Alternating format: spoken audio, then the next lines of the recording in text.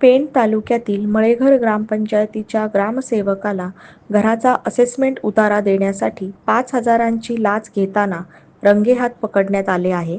परमेश्वर सवाईराव जाधव असं या लाचखोर ग्रामसेवकाचं नाव आहे.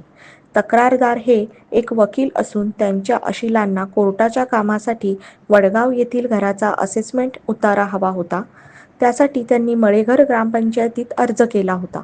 तक्रारदाराच्या अशिलांनी आपल्या वकिलाच्या नावे कुलमुखत्यार पत्र तयार केलं होतं. जेव्हा तक्रारदाराने कामाबद्दल फोनद्वारे विचारणा केली, तेव्हा ग्रामसेवकाने त्यांच्याकडे 5,000च्या लाचेची मागणी केली. यानंतर तक्रारदाराने नवी मुंबई लाचलुचपत प्रतिबंधक विभागाकडे तक्रार दाखल केली. लाचलुचपत प्रतिबंधक विभागाच्या पथकाने पेणमध्ये सापळा रचून ग्रामसेवकाला ताब्यात घेतलं आहे. या घटनेमुळे पेण तालुक्यात एकच खळबळ उडाली आहे. लाचलुचपत प्रतिबंधक विभाग या प्रकरणाचा अधिक तपास करत आहेत.